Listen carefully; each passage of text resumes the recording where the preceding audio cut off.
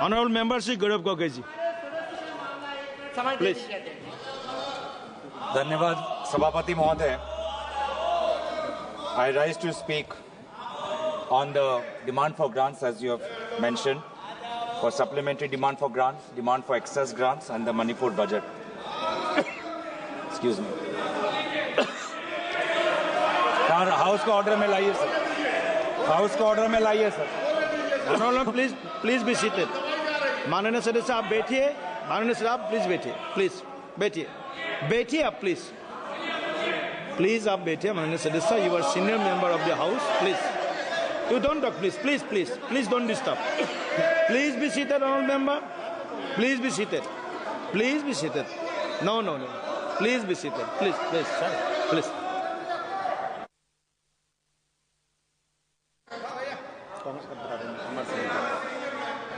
Hello सभापति महोदय, मैं दोबारा प्रारंभ करता हूं.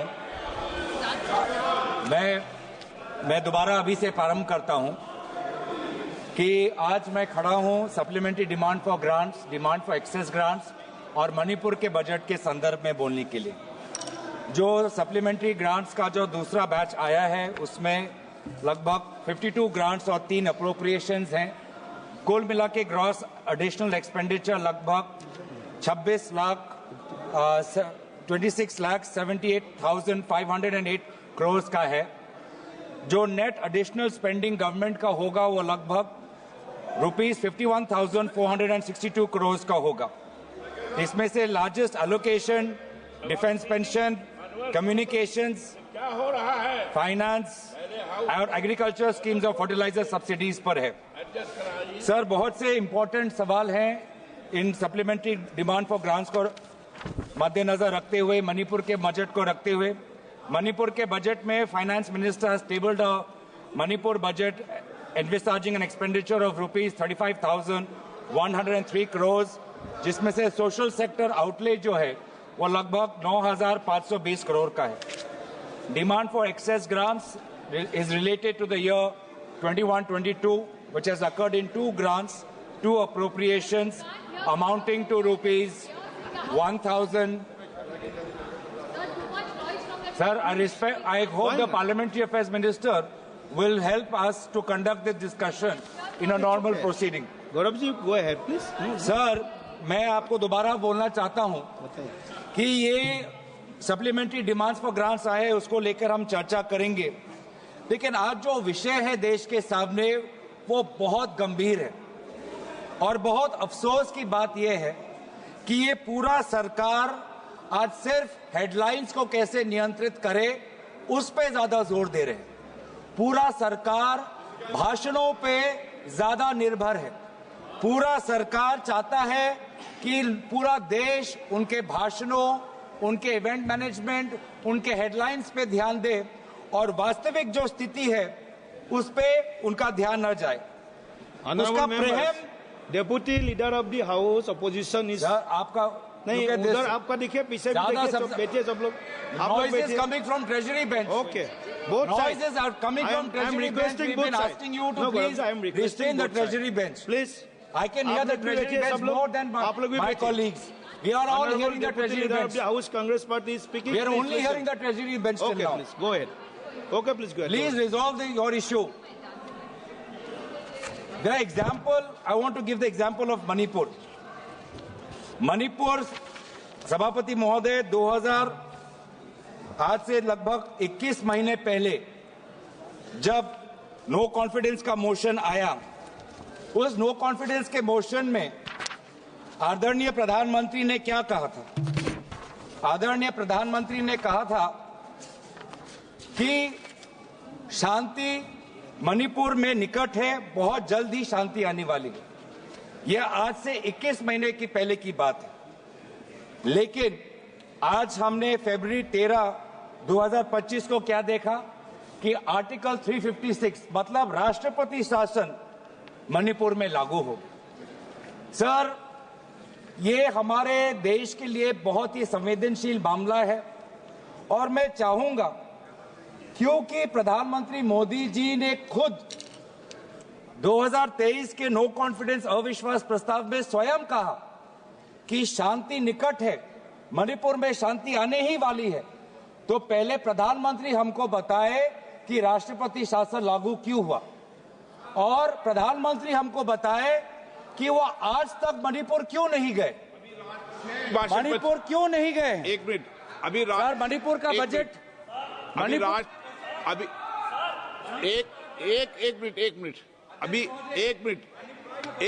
एक मिनट, मैं आपको एक मिनट, आप प्लीज बैठिए, एक मिनट बैठिए। आपको मैंने कहा प्लीज बैठिए, आप कहना सब कहना, बैठिए, पहले बैठिए, एक मिनट बैठिए। मेरा माननीय सदस्यों से आग्रह है कि वह व्यापक चर्चा करें। अभी राष्ट्रपति अभिभाषण के विषय पर जब होगा, उस विषय पर भी चर्चा होगी, उस समय भी आप उस वक्त, तो अभी हमें कोशिश करना चाहिए कि हम बजट के परिप्रेक्ष्य में ही चर्चा करें। जी, मणिपुर का बजट, मणिपुर के विधानसभा में क्यों चर्चा नहीं हो रहा? और आज भी विधानसभा की स्थिति क्या है? चंदन जी, आज भी विधानसभा की स्थिति क्या है? आज वहां पे हमको पता है कि स्टेट असेंबली डिसॉल्व हुआ है या स्टेट असेंबली सस्पेंडेड एनिमेशन में है। हम तो चाहते हैं कि आज केंद्रीय गृह मंत्री चर्चा में भाग ले और हमें बताए कि विधानसभा की स्थिति क्या है।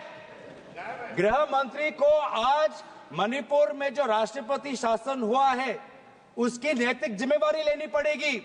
और मैं आदरणीय गृह मंत्री से आवेदन करता हूं कि आज जो मणिपुर में उनकी जो विफलता हुई है उसके संदर्भ में अपना राजधर्म पालन करें, अपना राजधर्म पालन करें।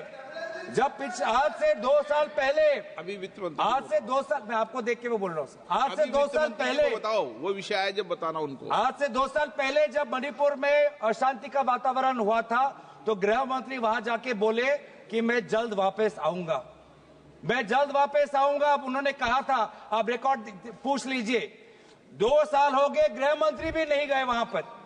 सर इसीलिए मैं चाहता हूं कि गृह मंत्री अपनी नैतिक जिम्मेवारी ले, प्रधानमंत्री वहां पे जाए। बंदूक के दम पर उत्तर पूर्वांचल में शांति नहीं आएगी सर, बंदूक के दम पर, पुलिस पेट्रोलिंग के दम पर मणिपुर में शांति नहीं आएगी। अगर वास्तविक में शांति चाहिए तो मणिपुर के लोगों को बोलने दो। वास्तविक में शांति चाहिए तो मणिपुर के लोगों को सुनने का धैर्य आपके पास होना चाहिए। उनकी राजनीतिक आकांक्षाएं क्या हैं, उनके मन में भय क्या है, उनके मन में डर क्या है, उसकी सुनने की ताकत आपके पास होनी चाहिए। सर ये बार बार अगर ऐसे सदन चलेगा सर, ये ऐसे सदन चलेगा सर,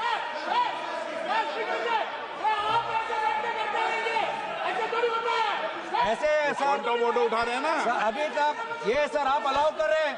अध्यक्ष महोदय बहुत गलत है, मुझे अपनी बात रखने दीजिए। मणिपुर एक संवेदनशील मामला है, संवेदनशील मामला है। सर संदर्भ में आज मणिपुर की बजट यहाँ पे हो रहा कहता है कि डिबेट ऑन सप्लीमेंट्री ग्रांट्स केवल सप्लीमेंट्री डिमांड्स ऑफ ग्रांट्स पर भी होगा। ये हाउस रूल एंड रेगुलेशन से चलेगा, चिल्लाने से नहीं होगा सर। कांग्रेस वाले चिल्लाकर मुंह बंद नहीं कर सकते।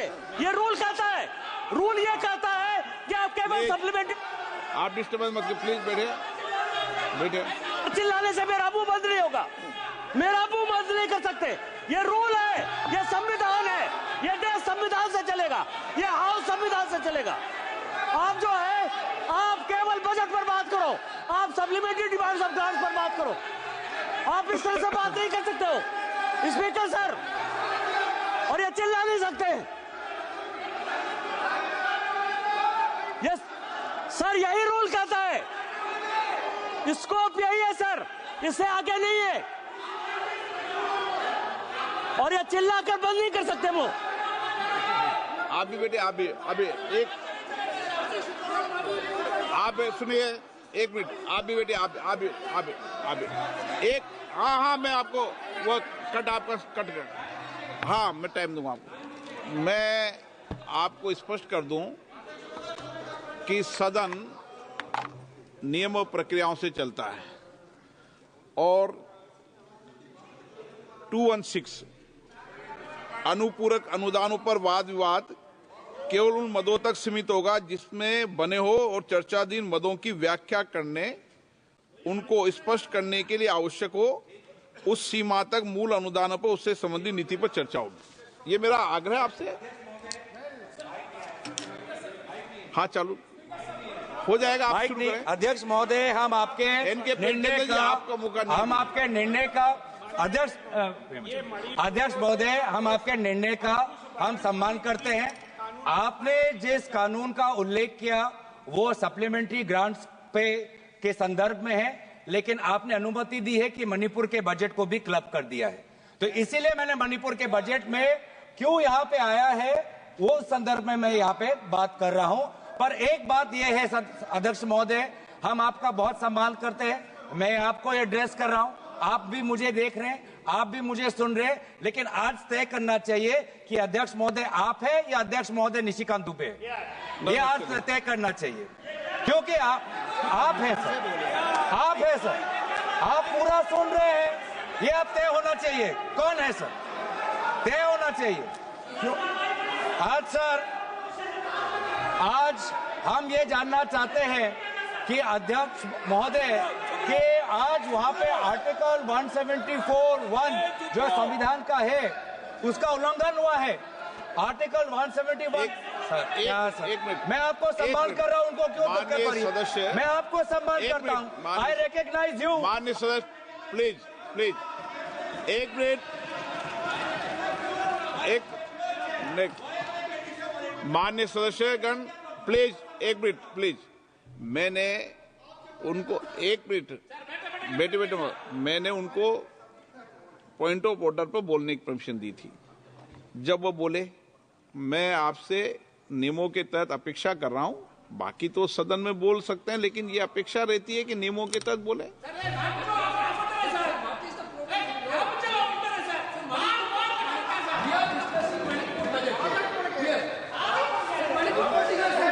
बोलिए अध्यक्ष महोदय, आप सर एक मिनट अध्यक्ष महोदय, आपको मैं इजाजत दूं? नो, अभी मैंने इजाजत नहीं दी आप। अध्यक्ष महोदय, मैं दोबारा कहना चाहता हूं कि उत्तर पूर्वांचल एक संवेदनशील क्षेत्र है, भारत की सीमा से जुड़ा हुआ है, लोगों की संवेदनाएं वहां पे हैं। आपने पिछले 2.5 साल से बंदूक के दम पर शांति लाने की कोशिश की है, आप विफल रहे हैं। ये बंदूक के दम पर शांति लाना, ये व्यवस्था बंद करिए, मणिपुर के लोगों के साथ बात करिए। प्रधानमंत्री मोदी जी मणिपुर में जाएं, लोगों की क्या मन में क्या भय है उसको सुने। एक राजनीतिक रूप से ही मणिपुर में शांति आ सकता है, हम सकारात्मक रूप से यहाँ पे आप सुझाव दे रहे हैं। दूसरी बात यह है कि सर, जब भी कोई मुद्दा महत्वपूर्ण देश का आता है, आप हाल ही में मत करिए, आप देखिए, ठीक है, आप एक मिनट प्रधानमंत्री मोदी जी से हम और अपेक्षा करते हैं, एक मिनट शांत हो जाते हैं, शांत हो जाते हैं। माननीय जब माननीय प्रधानमंत्री जी जब पहले भी सदन के अंदर चलते सदन में पूर्व के प्रधानमंत्री जी भी गए हैं, और जब भी माननीय प्रधानमंत्री जाते हैं सदन को सूचित करते हैं, मुझे सूचित करते हैं, और उसके बाद प्रधानमंत्री जी हमेशा सदन को सूचित करके ही जाते हैं। सदन में आप टिप्पणी करें जो ठीक नहीं है। हम प्रधानमंत्री का सम्मान करते हैं और प्रधानमंत्री का सम्मान करते हैं, लेकिन इसमें जब हम वर्तमान प्रधानमंत्री का सम्मान करते हैं तो बार बार पूर्व प्रधानमंत्री पे ये लोग अपमानजनक शब्द क्यों करते हैं और उनके बातें रिकॉर्ड पे क्यों आते हैं, इसका भी आप बाद में सोचिए सर। हम सभी प्रधानमंत्री वर्तमान और पूर्व प्रधानमंत्री को सम्मान करते हैं, लेकिन जब भी ट्रेजरी बेंच से अपमानजनक शब्दों का व्यवहार होता है बार बार रिकॉर्ड पे आता है सर, और हमारे तो रिकॉर्ड में रहेगा, पता नहीं सर, कल पता चलेगा। लेकिन जहां पर एक मिनट वित्त मंत्री कुछ बोलिए। मैम सर, यस, एक मिनट बोल you said something very profound. You said something very profound. You said something very, very profound. I'd like to add to it. Sir, with due respects, it was music to my ears to hear a leading member of the opposition party say that they सम्मान करते हैं प्रधानमंत्री जी को. And quickly to add when Treasury talks about previous prime ministers, they speak not in Samman Janak language. How many times has the Prime Minister been abused in this house by them? And how many times he was not even allowed to speak in the house? They stood in the well and shouted. Will the Honorable Member Tarun Gogoi, his son, Gaurav Gogoi, apologize for the number of times they've called abusive names to the PM? Today he's ironing out all that. He's whitewashing all that. That's not allowed. He should have the grace. He should have the grace to admit that they have abused the Prime Minister. It was wrong and they shall not do it again.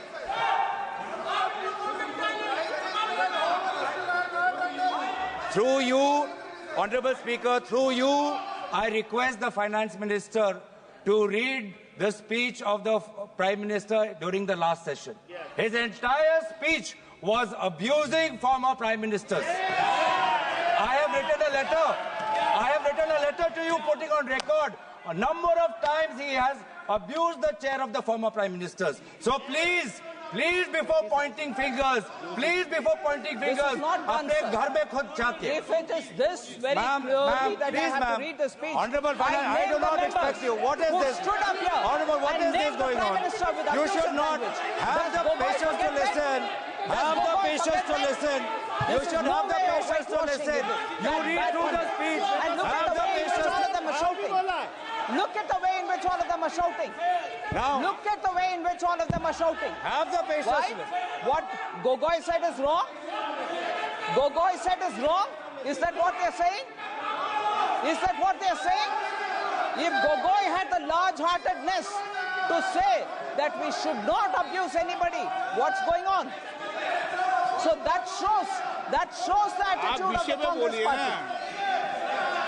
Gaurav ji, आप budget पे भी तो कुछ बोले हैं। आप तो आगे बढ़ो सर। आप तो विषय पर मैं आगे बढ़ना चाहता हूँ। यही आपका स्ट्रेटेजी है। यही स्ट्रेटेजी है आपका। सुनने की ताकत नहीं है। दोबारा ये देखिए, यही है, यही स्ट्रेटेजी है, यही है स्ट्रेटेजी, ये है सर। बार-बार minister with a good spirit to say that we should respect the Prime Minister. None of them will agree. They don't want to agree. I'll get up every number of times that when an honorable member says you respect the Prime Minister, and that should be the attitude there. No, that member is honorable enough, but not the rest. अध्यक्ष महोदय, इधर अध्यक्ष महोदय, मैं अध्यक्ष महोदय बीच में बोल रहे हैं।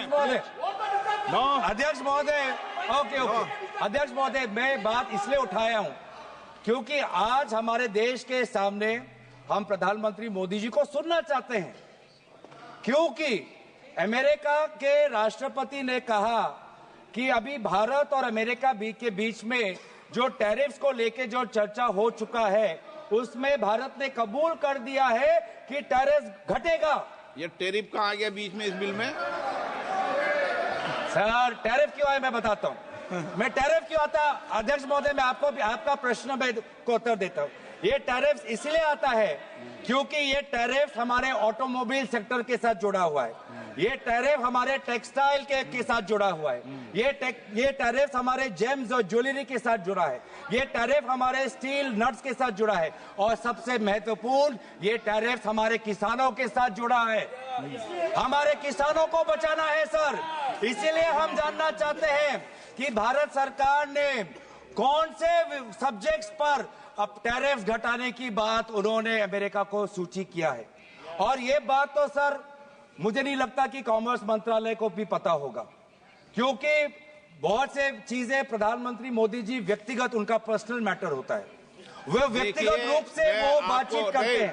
देश के पक्ष में नहीं है। अब बैठिए, आप देखिए अनपार्लियामेंट्री क्या बोल रहे हैं पार्लियामेंट का, लेकिन जो विषय है जिस पर डिबेट हो रही है उस पर बात करेंगे ना। आप पॉलिटिकल बात करेंगे क्या? ये राष्ट्रपति भाषण पर चर्चा है क्या? बजट पर चर्चा है तो करो आप। ये तो तरीका ठीक नहीं है ना, आप उपनेता हैं। नहीं, ये तरीका ठीक नहीं है। आप बजट पर करें, सप्लीमेंट्री ग्रांट पर करें, मणिपुर की सप्लीमेंट्री ग्रांट पर करें। हाँ, माइक बंद हो जाएगा ऐसे सर, हमें बोलोगे तो। किसानों की बात करनी है, ऑटोमोबाइल सेक्टर में जो काम करते हैं वो बात करनी है, टेक्सटाइल्स के सेक्टर में जिन लोगों की रोजगार मिलती है उसकी बात करनी है। तो सर उसके हित में हम बोल रहे हैं कि कौन से क्षेत्र में टैरिफ्स घटा है, ये बात हमें प्रधानमंत्री मोदी जी बताएं, क्योंकि बहुत से मामलों पर वो व्यक्तिगत रूप से करते हैं नेगोशिएट। राफेल के मामलों में व्यक्तिगत रूप से उन्होंने नेगोशिएट किया। तो इसमें भी हम जानना चाहते हैं कि कौन से विषयों पर भारत टैरिफ्स घटाएगा, और ये भी हम जानना चाहते हैं क्या भारत ने सोचा है कि हम अमेरिका पर रेसिप्रोकल टैरिफ्स लगाएंगे? क्या भारत ने ये सोचा है? देखिए माननीय सदस्य, मैं आपको फिर बोल रहा हूं, नहीं तो मुझे टोकना पड़ेगा। सदन नियम प्रक्रियाओं से चलेगा। 2-6 में क्लियर नियम प्रक्रिया है। मैं आपको बार बार आग्रह कर रहा हूं और बार बार विषय को डाइवर्ट करते हैं और आप फिर कहेंगे मुझे बोलने नहीं दिया। सदन तो नियम प्रक्रियाओं से चलेगा। बोलिए, लेकिन सर कॉमर्स मंत्रालय से है सर, पूरा देश देख रहा है, पूरा देश जानना चाहता है सर। क्या जानना चाहता है? आप 15 से 19 जो इस पे बोले ना, टैरिफ को लेके पूरा देश चिंतित है सर। हाँ। ट्रेड डेफिसिट को लेके पूरा देश चिंतित है सर। हम पूरा देश लास्ट बार आप अगर इधर उधर बोलेंगे तो मुझे दूसरे वक्तव्य को बुलाना पड़ेगा। क्लियर कट बात है, आप बोलिए सर। पूरा देश देख रहा है सर। हाँ ठीक है, सदन तेरा देश देख रहा है। नियमों से चलेगा, चले नियमों से चलेगा। सदन पूरा देश देख रहा है। नियमों से चलना है, बोलिए तो ठीक। सदन पूरा देश नहीं बोलने देंगे सर। बार बार ऐसे उदाहरण आते हैं, बार बार, और आप बीच में डिस्टर्ब मत कीजिए। बार ऐसे उदाहरण आते हैं कि सरकार एक कदम लेती है और फिर 2 कदम पीछे जाती है। उसका एक और उदाहरण है सॉवरेन गोल्ड बॉन्ड्स।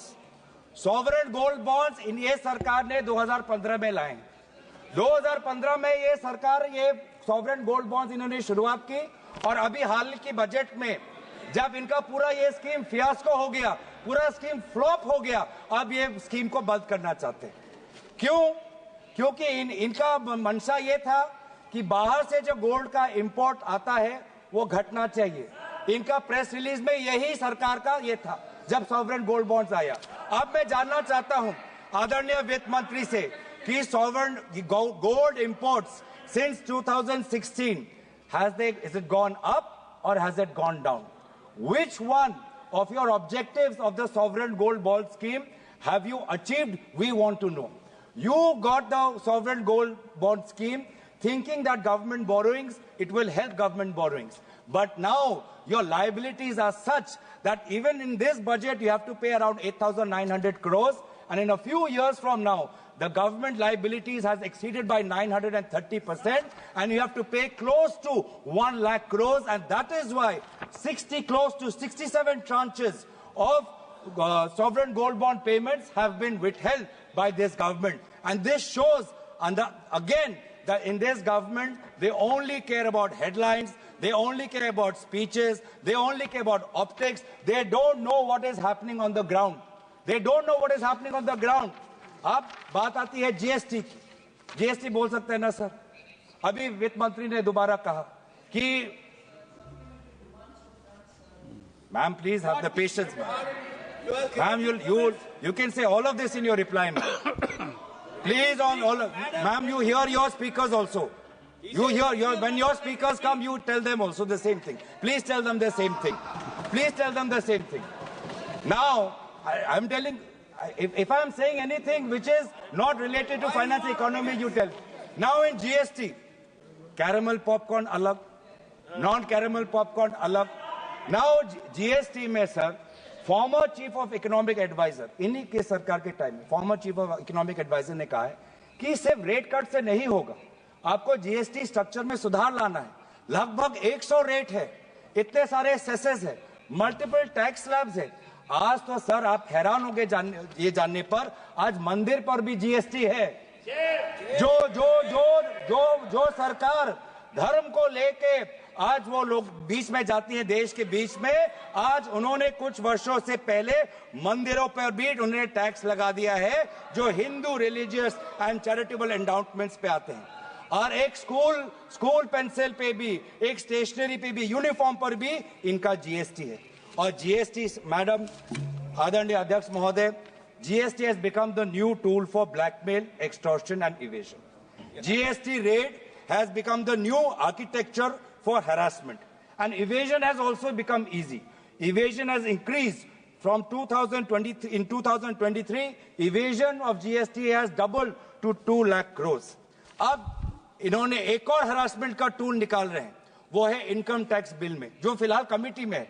लेकिन इनकम टैक्स बिल में एक प्रावधान है कि आज एक इनकम टैक्स का ऑफिसर आपके मोबाइल फोन में, आपके कंप्यूटर में पूरा वो चीजें देख सकता है, पूरा सोशल मीडिया आपको देख सकता है। इतना ताकत जो हमारे सरकार के इंफॉर्मेशन टेक्नोलॉजी एक्ट 2000 में नहीं है, इतना ताकत जो डिजिटल प्रोटेक्शन एक्ट 2023 में नहीं है, उतना ताकत आज ये इनकम टैक्स ऑफिसर्स को देना चाहते हैं। और इनका क्या मंशा है हमको सब पता है। Income tax is just the way they are using it is harassing people, harassing shopkeepers, harassing small traders, harassing small businessmen. And आज यही आज लोगों के बीच में चिंता है।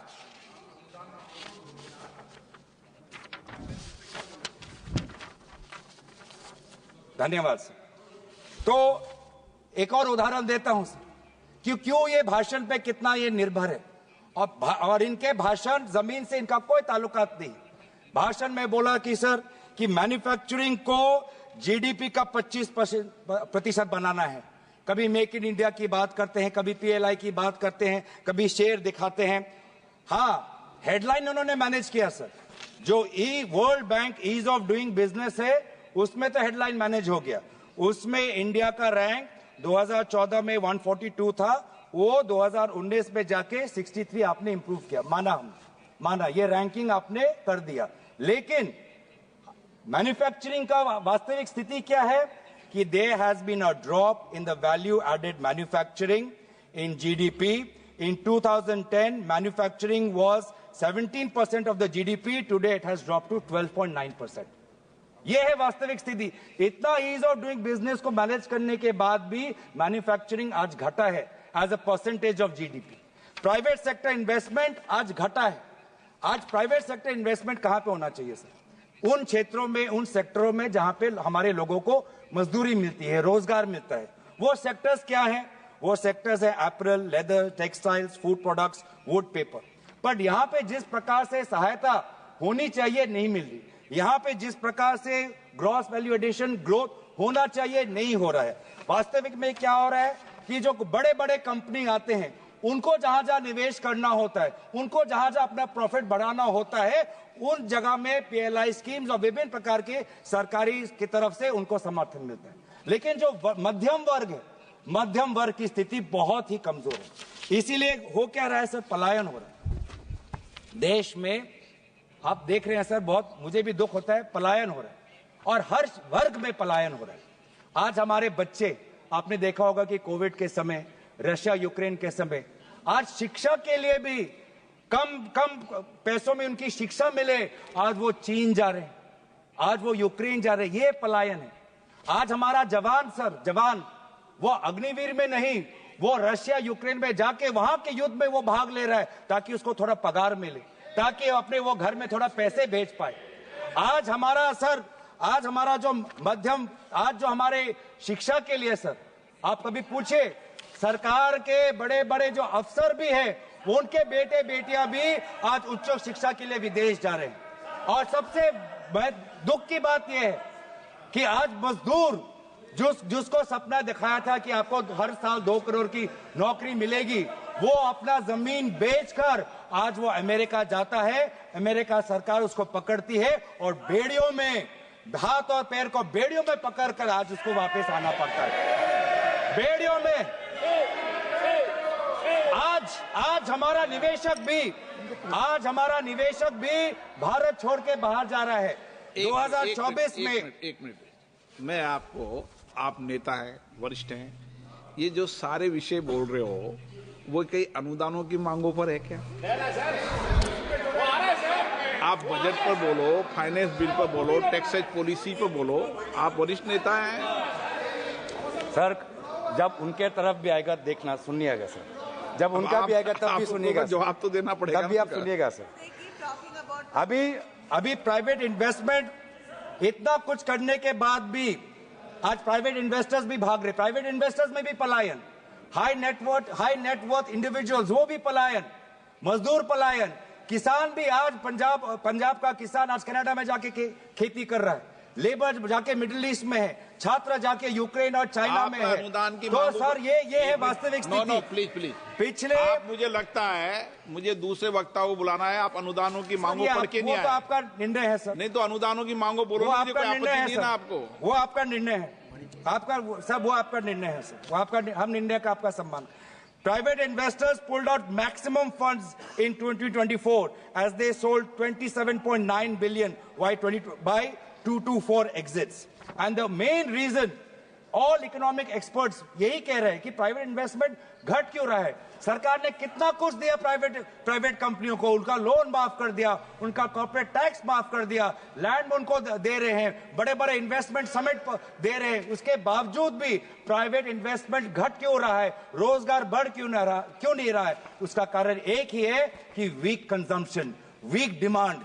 जब पेट पे लात पड़ती है, जब हर चीज पे जीएसटी लगती है, जब महंगाई पूरे महीने के बजट को खा जाती है, तो ये ग्राहक आम आदमी क्या खरीदेगा, बाजार से क्या खरीदेगा, और ये खरीद जो नहीं हो रही उसके कारण आज निवेश घट रहा है।